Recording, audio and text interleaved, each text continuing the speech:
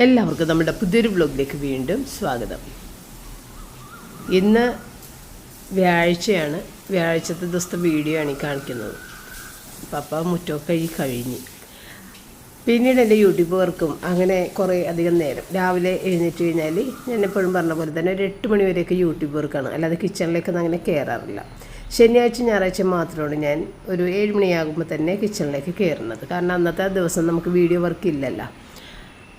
അപ്പോൾ ഇന്നും നമ്മൾ ഈ ബോൾ തന്നെ ഉണ്ടാക്കിയിരിക്കുന്നത്. കാരണം കഴിഞ്ഞ ദിവസം വീഡിയോയിൽ ഞാൻ പറഞ്ഞിട്ടുണ്ടായിരുന്നു ബോൾ ഉണ്ടാക്കിയിട്ട് അത്ര ഇഷ്ടപ്പെട്ടു. കാരണം ഇത് പണ്ട് മുതലേ ഉണ്ടാക്കുന്നൊരു പലഹാരമാണെങ്കിലും വല്ലപ്പോഴുമാണ് നമ്മളിവിടെ ഉണ്ടാക്കാറ്. അപ്പോൾ അങ്ങനെ ഈ പഴം കൂടുതൽ വന്നുകൊണ്ടാണ് ഞാനിത് ഇങ്ങോട്ട് ഉണ്ടാക്കി തീർക്കുക, പഴം വേഗം തീരട്ടെ എന്ന് വിചാരിച്ചത്. കാരണം നമ്മൾ ഈ പഴംപൊരി എന്ന് പറയുമ്പോൾ ഒരുപാട് എണ്ണയല്ലേ. അപ്പോൾ ഇങ്ങനെ ഇത്തിരി ഹെൽത്തി ആയിട്ട് ഉണ്ടാക്കാമെന്ന് വിചാരിച്ചാണ് ഈ പഴം അപ്പോൾ 4 എണ്ണം കൊണ്ട് ഇട്ട് ബ്രൗൺ ഷുഗറാണ് ഇട്ട് കൊടുത്തത് കേട്ടോ. അതും അങ്ങോട്ട് തീർക്കാമെന്ന് വിചാരിച്ച്. പിന്നെ നമ്മൾ അതിനകത്തേക്ക് ഗോതമ്പ് പൊടിയാണ് കൂടുതൽ, പിന്നെ കുറച്ച് അരിപ്പൊടിയും കൂടി ചേർത്ത് തേങ്ങ ഞാൻ ഫ്രീസറിൽ ഇരുന്ന് തേങ്ങ ചെയ്തുകൊണ്ട് ആദ്യം തന്നെ തേങ്ങ എടുത്ത് അവിടെ മൂടി വെച്ചിട്ടായിരുന്നു യൂട്യൂബ് വർക്കിന് പോയിട്ടുണ്ടായിരുന്നു. അതിൻ്റെ തണുപ്പൊക്കെ മാറി ഇരിക്കട്ടെ എന്ന് വിചാരിച്ചിട്ട്. എന്നിട്ട് അധികം അങ്ങോട്ട് ഇപ്പം മിക്സിയിലൊക്കെ പഴം അടിച്ചിടുന്നത് എനിക്ക് ഒട്ടും ഇഷ്ടമല്ല. കാരണം ഇതിനകത്ത് ഇടയ്ക്ക് ഇങ്ങനെ ഒരു പീസസ് ആയിട്ട് കടിക്കണതാണ് എനിക്കിഷ്ടം. അത് നല്ലൊരു ടേസ്റ്റാണ്. അപ്പോൾ അതുകൊണ്ട് തന്നെ ഞാൻ മിക്സിയിൽ അടിക്കാതെ കൈ കൊണ്ട് തന്നെയാണ് പഴം ഉടച്ചെടുക്കുന്നത്. അപ്പോൾ ചെറിയ ചെറിയ പീസസ് ആയിട്ട് കിട്ടും. മിക്സിയിൽ അടിച്ച് കഴിഞ്ഞിട്ടുണ്ടെങ്കിൽ ആ പഴം ഇട്ടൊന്ന് കാണൂല, പക്ഷേ ടേസ്റ്റൊക്കെ ഉണ്ടാവും. അപ്പോൾ അങ്ങനെ കൈ കൊണ്ട് എടുക്കുന്നതിനാണ് നല്ലത്. അപ്പോൾ ഇത് നെയ്യിൽ തന്നെ അല്ലെങ്കിൽ ഡാൽഡ ഇട്ടിട്ട് ചെയ്യണതാണ് ടേസ്റ്റ് കേട്ടോ. ഞാനിപ്പോൾ നെയ്യാണ് ആക്കി കൊടുത്തേക്കണത്. എന്നിട്ട് കയ്യിലൊരിത്തിരി എണ്ണ പുരട്ടിയിട്ടാണ് ഇന്ന് ഞാൻ ഇത് പരത്തണത് കേട്ടോ. ഇന്നലെ ഞാൻ വെള്ളമാക്കിയിട്ടാണ് പരത്തിയിട്ടുണ്ടായിരുന്നത്. അപ്പോൾ അതിലും കുറച്ചും കൂടി നല്ലത് എണ്ണ കയ്യിൽ ഒന്ന് പതിയെ തുടച്ചിട്ട് ഇങ്ങനെ പരത്തിയെടുക്കുന്നതാണ് നല്ലത്. അപ്പോൾ ഇത് പല രീതിയിൽ ഉണ്ടാക്കുന്നൊരു പലഹാരമാണ്. ഓരോ നാട്ടിലും ഓരോ പേരാണ്. അപ്പോൾ കഴിഞ്ഞ വീഡിയോൻ്റെ കീഴിൽ ഇത് ഒറോട്ടിയല്ലേ, പിന്നെന്താണ് കല്ലേലൊട്ടി, അങ്ങനെയൊക്കെ ഞാൻ കണ്ടായിരുന്നു. ആയിരിക്കും പല സ്ഥലങ്ങളിലും എല്ലാം പല പല രീതികളിലുമാണ് ഉണ്ടാക്കുന്നത്. അപ്പോൾ അത് പറഞ്ഞിട്ട് കാര്യമില്ല, ഓരോ സ്ഥലങ്ങളിലും ഓരോ. ഇപ്പോൾ ഇത് കൊച്ചിയിൽ ഇതിനെ ബോളെന്നാണ് പറയുക. പണ്ട് മുതൽ ഞാൻ കേട്ടേക്കുന്നത് ബോളെന്ന് തന്നെയാണ്. അപ്പോൾ പണ്ട് ഞാൻ കുട്ടിക്കാലത്ത് ബോളെന്ന് ഇങ്ങനെ കേട്ടപ്പോൾ ഞാൻ വെച്ചത് ബോൾ പോലെ ഇരിക്കുമായിരിക്കുമെന്ന് വിചാരിച്ചു. കാരണം കിച്ചണിലേക്കൊന്നും നമ്മൾ പോകാറില്ല. ഇന്ന് ബോൾ ഉണ്ടാക്കി തരട്ടെ എന്നൊക്കെ ഇങ്ങനെ ചോദിക്കുമ്പോൾ ബോൾ ഉണ്ടാക്കുക, അപ്പോൾ ബോൾ പോലെ ഇരിക്കുന്ന ഒരു സാധനം ഇരിക്കും എന്നൊക്കെ ഞാൻ വിചാരിച്ചിട്ടുണ്ട്. പക്ഷേ കണ്ടു കഴിഞ്ഞപ്പോഴത്തേക്കും ഇങ്ങനെ ഇരിക്കണത് ബോളിൻ്റെ യാതൊരു കാര്യങ്ങൾ. അപ്പോൾ എനിക്ക് തോന്നുന്നത് ബോളെന്നായിരിക്കില്ല, അത് വേറെ ഏതൊരു ഭാഷയിൽ നിന്നും വന്നൊരു വാക്ക് അങ്ങനെ ആക്കിയതായിരിക്കും എന്നാണ് എനിക്ക് തോന്നണത്. അതെന്താണെന്നുള്ളത് എനിക്കറിയാൻ പാടില്ല. അപ്പം ഞാനങ്ങനെ ഇന്നത്തെ ബ്രേക്ക്ഫാസ്റ്റിൻ്റെ കുറച്ച് കൂടുതലും കൂടി ഉണ്ടാക്കിയിട്ടുണ്ട്. കാരണം അത് പപ്പക്ക് അത്ര ഇഷ്ടം ചെയ്തുകൊണ്ട് പപ്പക്ക് വൈകുന്നേരം കൂടിയിട്ട് അത് കഴിക്കാൻ ഇഷ്ടം ഉണ്ടാകുമെന്ന് എനിക്കറിയാം. അപ്പോൾ അതുകൊണ്ട് കുറച്ചധികം ഉണ്ടാക്കിയിട്ടുണ്ട്. 3 എണ്ണം ഉണ്ടാക്കി. 3 എണ്ണം എന്ന് പറഞ്ഞാൽ നല്ല കട്ടികളായതുകൊണ്ട് തന്നെ നമുക്ക് കുറച്ച് കൂടുതൽ കാണും. അപ്പം അങ്ങനെ അതൊക്കെ ഉണ്ടാക്കി വെച്ച് പെരക്കൊക്കെ ഒന്ന് തുടച്ച് പപ്പന ഇത്തിരി പച്ചക്കറി മേടിക്കാൻ വേണ്ടിയിട്ടൊക്കെ വിട്ടിട്ടുണ്ടായിരുന്നു. ഇനിയിപ്പോൾ നമ്മൾക്ക് ശർക്കരയുടെ ഒക്കെ ആവശ്യമുണ്ട്. അപ്പോൾ ശർക്കര അത്യാവശ്യം വേണം, അരിപ്പൊടി വേണം, പിന്നെ മുട്ട. ഇന്ന് ഞാനൊരു കേക്ക് ഉണ്ടാക്കാമെന്ന് വിചാരിച്ചിട്ട് അപ്പോൾ മുട്ട തീർന്നിരിക്കുന്നുണ്ട്. മുട്ട അങ്ങനെയുള്ള കുറച്ച് സാധനങ്ങളൊക്കെ ആയിട്ട് പപ്പ വന്നിട്ടാണ്. പിന്നെ പഞ്ചസാര, അങ്ങനെയൊക്കെ കുറച്ച് സാധനങ്ങൾ. അപ്പോൾ അതെല്ലാം മേടിച്ച് കൊണ്ടുവന്ന് തന്ന്. അപ്പോൾ ഈ ചെറുനാരങ്ങ ഞാൻ എഴുതിയിട്ടുണ്ടായിരുന്നില്ല. പക്ഷേ ചെറുനാരങ്ങ എനിക്ക് ഇപ്പം പപ്പ വന്നു കഴിഞ്ഞപ്പോഴത്തേക്കും പപ്പയ്ക്ക് ഇത്തിരി വെള്ളം കൊടുക്കാനൊന്നുമില്ല ഇവിടെ. പുറത്ത് പോയിട്ടൊക്കെ വരുമ്പോഴത്തേക്ക് ഇത്തിരി ചെറുനാരങ്ങ വെള്ളം കൊടുത്തു കഴിഞ്ഞാൽ ആ ക്ഷീണമൊന്ന് മാറിക്കിട്ടും. അപ്പോഴാണ് ഞാൻ പപ്പ എടുത്തിച്ച് പപ്പ നാരങ്ങ മേടിച്ചായിരുന്നു, ഞാൻ എഴുതിയിട്ടില്ല, ഞാൻ മേടിച്ചിട്ടുണ്ടെന്ന് പറഞ്ഞിട്ട് പുള്ളി അത് കാണിച്ച്. പക്ഷേ പപ്പ അതിന് പകരമൊന്നും പറയില്ല. ഞാനാണെന്നുണ്ടെങ്കിൽ പറയും പഴം മേടിച്ചിട്ട് വന്നപ്പോൾ നീ ഇങ്ങനെ പറഞ്ഞില്ലേ, ഇപ്പം ഇത് കറക്റ്റല്ലേ, ഇല്ല വേണമെന്ന് തോന്നിയ സാധനം ഞാൻ കൊണ്ടുവന്ന് തന്നില്ലേ എന്ന് വേണമെന്നുണ്ടെങ്കിൽ പറയാം. പക്ഷെ അതൊന്നും പറയാൻ പപ്പക്കറിയാൻ പാടില്ല. അത് ഞാൻ മനസ്സിൽ വിചാരിച്ച് ഇങ്ങനെ പറഞ്ഞൂടെ എന്ന്. എന്തായാലും പപ്പ ഒന്നും പറഞ്ഞില്ല. നാരങ്ങ മേടിച്ചിട്ടുണ്ട് എന്ന് പറഞ്ഞിട്ട് അതിങ്ങോട്ട് തന്ന്. അങ്ങനെ പപ്പക്ക് ഞാൻ നാരങ്ങ വെള്ളം കൊടുക്കാമെന്ന് പറഞ്ഞു. അപ്പോൾ അതിന് മുൻപായിട്ട് അരിയൊക്കെ ഒന്ന് ഇട്ടേക്കട്ടെ, അരി അവിടെ തിളക്കണ നേരം കൊണ്ട് നമുക്ക് നാരങ്ങയൊക്കെ പിഴിഞ്ഞെടുക്കാമല്ലോ. പിന്നെ എനിക്ക് തുണിയും കൂടി വാഷ് ചെയ്യാനൊക്കെ ഇടണം. അപ്പോൾ അതൊക്കെ അങ്ങനെ ആകണ നേരം കൊണ്ട് നമ്മുടെ മറ്റുള്ള ജോലികൾ ചെയ്യാം. മീൻകറി ബാക്കിയുണ്ട്. പിന്നെ പാവക്ക ഞാൻ പറഞ്ഞ് വിട്ടിട്ടുണ്ടായിരുന്നു, പാവക്ക തീയലുണ്ടാക്കാമെന്ന് വിചാരിച്ച്. പാവക്ക തീയലുണ്ടാക്കി വെച്ചിട്ടുണ്ട്. 2 ദിവസത്തേക്കൊക്കെ നമുക്ക് അത് മതിയാകും. അപ്പോൾ അതുകൊണ്ട് പാവക്ക ഇന്നിപ്പോൾ തീയൽ ഉണ്ടാക്കാം എന്നുള്ളൊരു ഉദ്ദേശത്തിൽ തേങ്ങ ചിരണ്ടി ഇതൊക്കെ ഉണ്ടല്ലോ. അപ്പോൾ വേഗം തന്നെ വറുത്തൊക്കെ എടുത്താൽ ഈ പാവക്ക തീയലാക്കാം. കഴിഞ്ഞ വീഡിയോൻ്റെ മുന്നത്തെ വീഡിയോ അതിനകത്ത് അപ്പച്ചൻ്റെ പൈസ ഇങ്ങനെ കിട്ടാതെ കിടന്നു വെച്ചത് കിട്ടിയെന്ന് പറഞ്ഞിട്ട് ഞാനൊരു വീഡിയോ ഇട്ടിട്ടുണ്ടായിരുന്നു. അതായത് അത് പോയി എന്ന് വിചാരിച്ചിട്ട് 11 വർഷമായിട്ട് അതിനെക്കുറിച്ച് ഒരറിവുമില്ലാതെ അതങ്ങനെ പോയി എന്നുള്ള കണക്കിന് നമ്മൾ ഇട്ടിരുന്ന പൈസയായിരുന്നു. പക്ഷെ അത് തിരിച്ച് 3 ഇരട്ടിയായിട്ട് കിട്ടിയെന്നുള്ളൊരു വീഡിയോ ഉണ്ടായിരുന്നു. അപ്പോൾ അതിൻ്റെ കീഴിൽ ഷാന ഹബീബ് എന്ന് പറഞ്ഞിട്ടുള്ള ഒരു സഹോദരി എഴുതിയിട്ടുണ്ടായിരുന്നു, സത്യമുള്ള പൈസ ചെയ്തുകൊണ്ടാണ് സ്വപ്ന അത് തിരിച്ച് കിട്ടിയതെന്നുള്ളത്. അതിനെക്കുറിച്ച് എനിക്ക് അപ്പോൾ തന്നെ ഞാൻ ഷാനക്ക് അതിൻ്റെ ഇടയിൽ തന്നെ ഞാൻ റിപ്ലൈ ചെയ്തിട്ടുണ്ടായിരുന്നു. പക്ഷെ അത് എല്ലാവരോടും പറയണമെന്നുള്ളൊരു സന്തോഷം കൊണ്ട് ഞാൻ പറയുന്ന ഒരു കാര്യമാണ് കേട്ടോ. കാരണം അപ്പച്ചൻ എന്ന് പറയുമ്പോഴത്തേക്കും അപ്പച്ചൻ പെൻഷനറായിരുന്ന കാലത്താണെന്നുണ്ടെങ്കിലും പെൻഷനൊക്കെ അന്ന് കയ്യിലാണ് മേടിച്ചുകൊണ്ട് വരിക. അപ്പോൾ പൈസ എടുത്തിട്ട് വരണ വഴിക്ക് തന്നെയും അപ്പച്ചൻ പല പല സ്ഥലങ്ങളിൽ ഓരോ അവശത അനുഭവിക്കുന്ന ആളുകൾക്ക് പൈസകൾ എത്തിച്ച് കൊടുത്തിട്ടാണ് വീട്ടിലേക്ക് എത്തുക. വീട്ടിലേക്ക് വരുമ്പോൾ എന്ന് പറഞ്ഞു കഴിഞ്ഞാൽ ഞാനുള്ള കാലഘട്ടത്തിലെ കാര്യമാണ് ഞാൻ പറയണത്. എനിക്ക് വേണ്ടിയിട്ടുള്ള വലിയൊരു എടുത്താൽ പൊങ്ങാത്ത രീതിയിലുള്ള വലിയൊരു കിറ്റാണ് കൊണ്ടുവന്ന് നിങ്ങൾ തരുന്നത്. കംപ്ലീറ്റ് ബേക്കറി ഐറ്റംസും പിന്നെ ഒരു കിറ്റിൽ ഒരുപാട് മസാല ദോശ.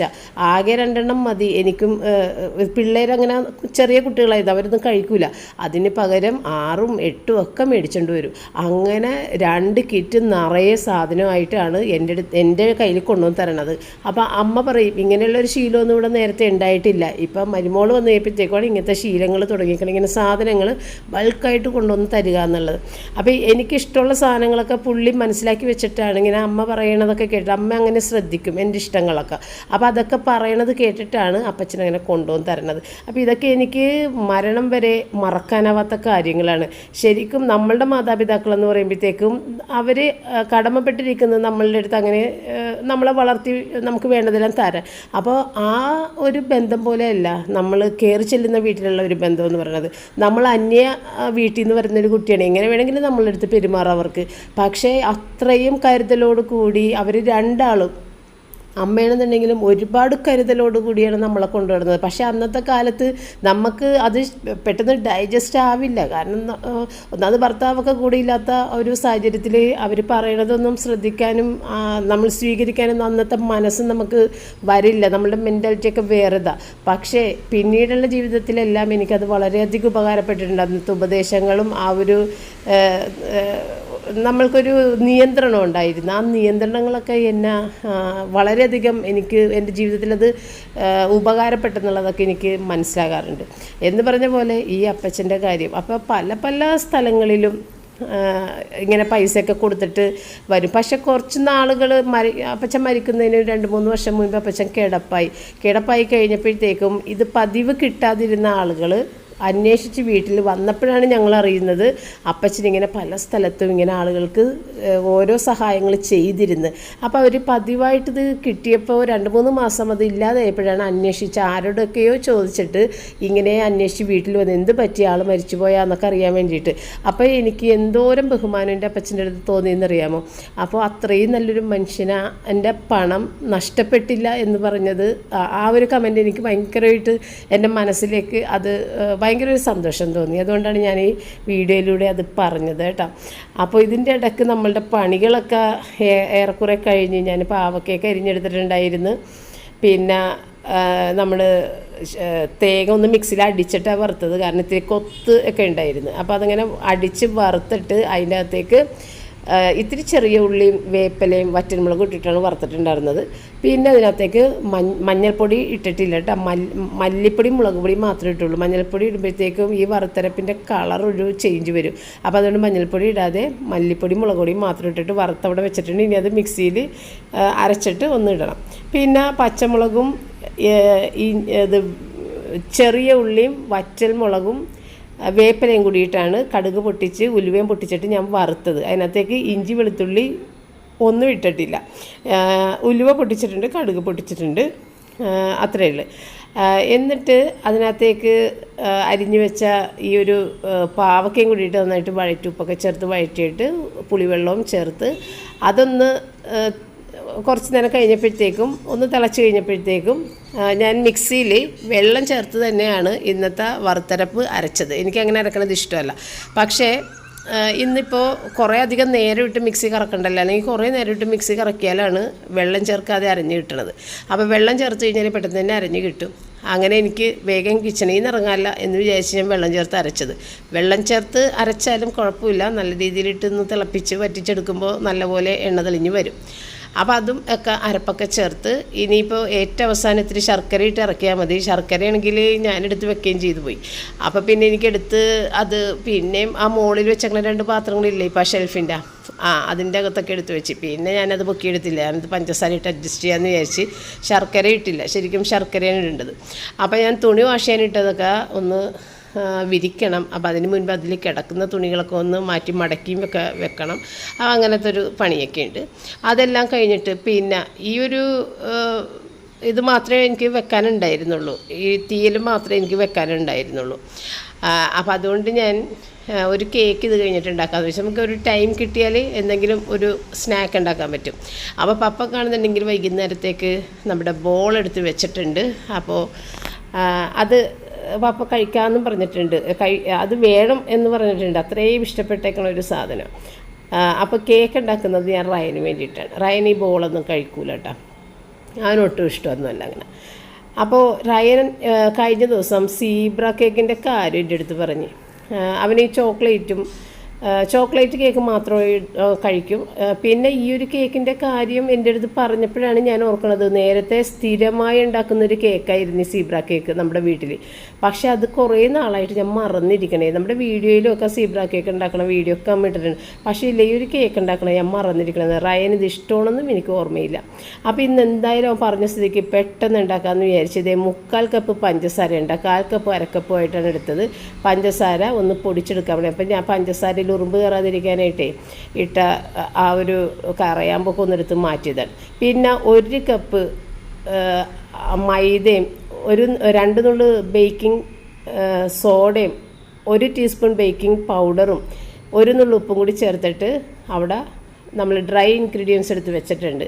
ഇനിയിപ്പോൾ 3 മുട്ടയും ഇത്തിരി വാനില എസൻസും കൂടിയിട്ട് ബീറ്റ് ചെയ്തെടുക്കണം. ഇപ്പം നമ്മളുടെ അഗാരോയുടെ ഈ ഒരു ഹാൻഡ് മിക്സർ അടിപൊളിയാണ്. ഞാൻ അന്ന് പറഞ്ഞായിരുന്നല്ല, അയ്യോ ഇത് നമുക്ക് ഒരു സ്പീഡിൽ തന്നെ ധാരാളമാണിത്. പിന്നെ 6 സ്പീഡ് ഉണ്ട് ഇതിന്. എങ്കിൽ പോലും നമ്മൾക്ക് ഈ ഒരു സ്പീഡിൽ തന്നെ നിമിഷ നേരം കൊണ്ട് ഇതിൻ്റെ മുട്ടയൊക്കെ പതഞ്ഞ് പൊങ്ങി വരും കേട്ടോ. നേരത്തെ എൻ്റെ ആ ഒരു ഹാൻഡ് മിക്സർ എന്ത് പൊട്ട ഹാൻഡ് മിക്സറാണെന്നൊന്നും ഞാൻ ഓർക്കണേ. അത്രയും പൊട്ട ആ ഒരു ഹാൻഡ് മിക്സർ വെച്ച് ഞാൻ എന്തൊരു കഷ്ടപ്പെട്ടാണ് ഈ മുട്ടയൊക്കെ ഒന്ന് ബീറ്റായി കിട്ടുകയും കൂടി ഇല്ല. അപ്പം ഞാൻ വിചാരിക്കണേ എല്ലാം ഇങ്ങനെ ആയിരിക്കും എന്ന് ഞാൻ വിചാരിച്ചത്. പക്ഷേ ഇത് വാട്സൊക്കെ കൂടിയ ഹാൻഡ് മിക്സർ അടിപൊളിയാണ് കേട്ടോ, സൂപ്പറാണ്.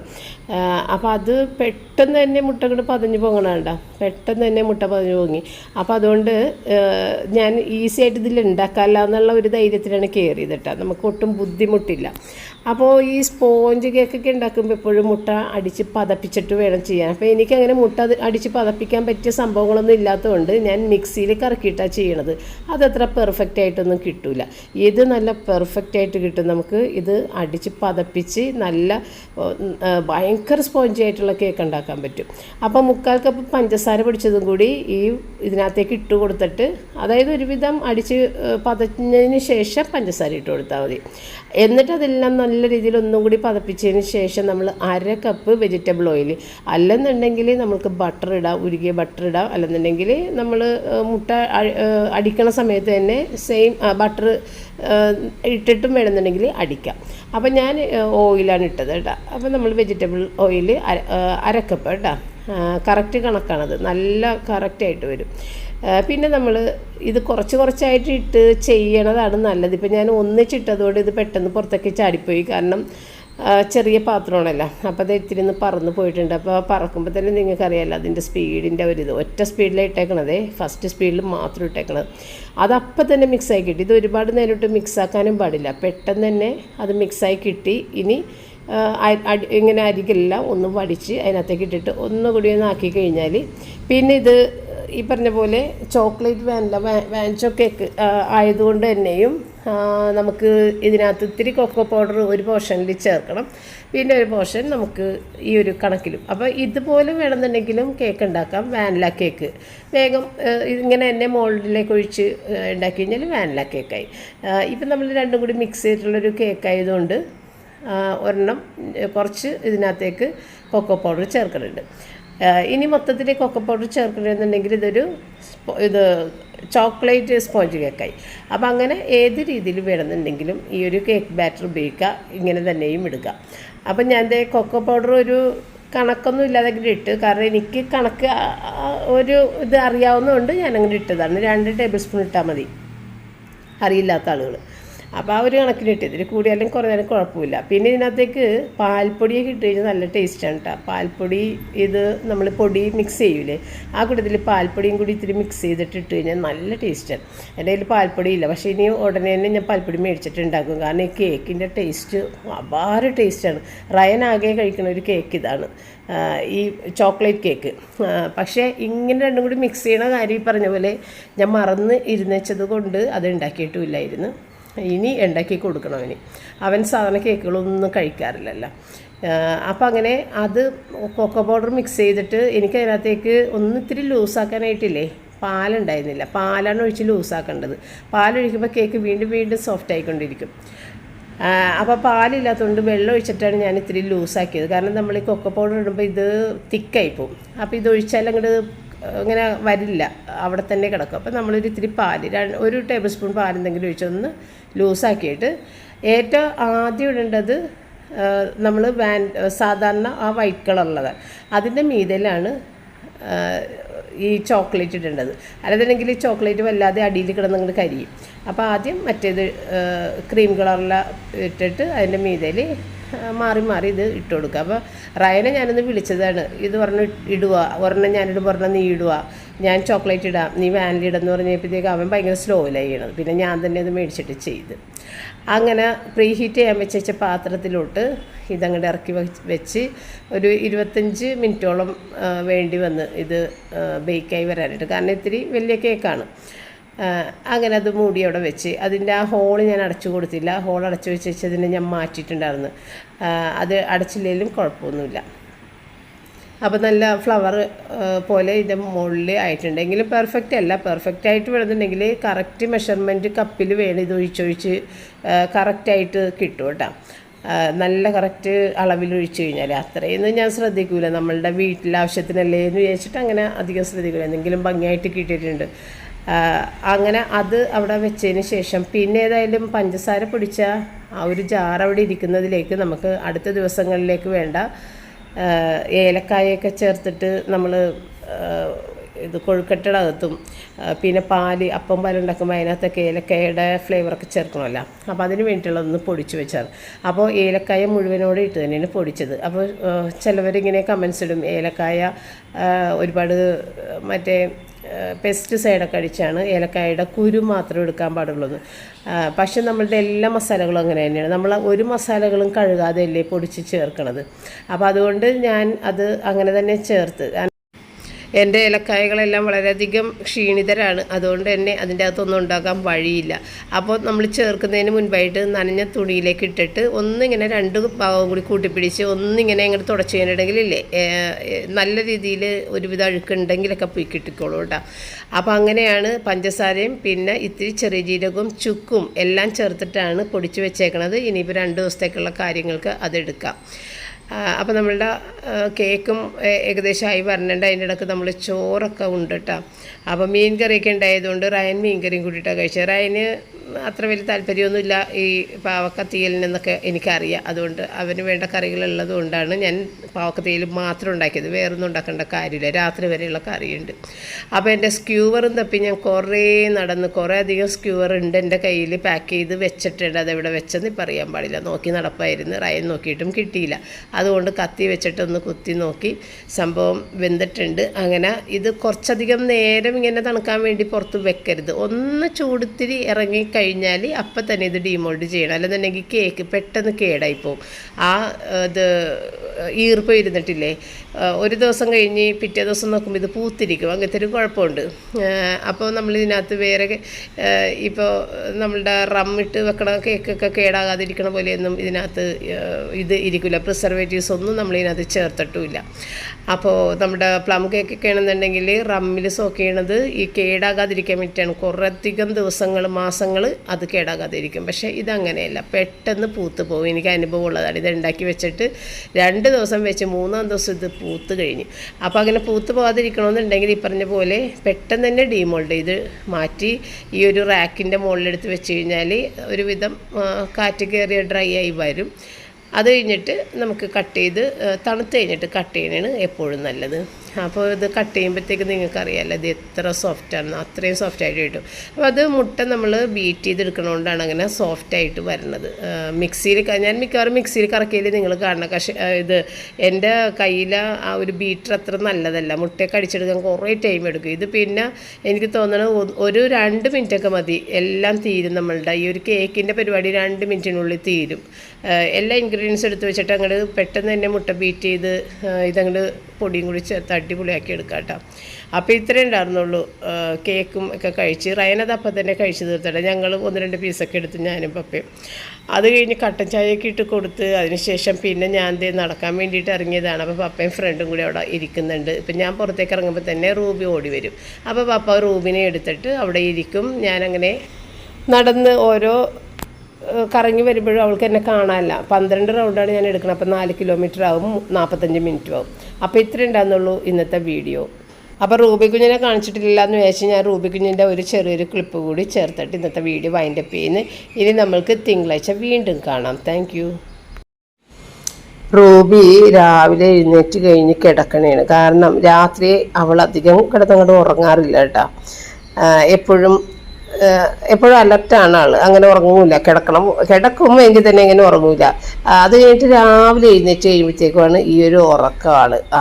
ഭയങ്കര ഡീപ്പ് സ്ലീപ്പ് ആയിരിക്കുള്ളൂ രാവിലെ എഴുന്നേറ്റ് കഴിഞ്ഞ്. ഇപ്പോൾ ഇതേ രാവിലെ എഴുന്നേറ്റ് കഴിഞ്ഞ് വന്ന് കിടന്ന് ഉറങ്ങണേണ്. കാരണം ഞാനിവിടെ ഇരിക്കണോണ്ട് എന്നെ കാണാൻ പറ്റിയ രീതിയിൽ വന്ന് കിടന്നുറങ്ങണേണ്. അപ്പോൾ കണ്ണൊക്കെ തുറക്കണുണ്ട്, പക്ഷെ അത് ഉറക്കത്തിലാണ് കേട്ടോ. അത്രയും ഉറക്കമാണ് ആൾ. ഇപ്പം വിളിച്ചാൽ എഴുന്നേക്കും. തത്തുമോ, ഞാൻ പതിയേനെ വിളിക്കണം. തെത്തുമോ, കൊച്ചുറങ്ങണ? രക്ഷയില്ല, നല്ല ഉറക്കമാണ് ആള്. വേണ്ട, നല്ല ഉറക്കമാണ്. ആളിൻ്റെ പൊസിഷനൊന്നും മാറിയിട്ടുണ്ട്.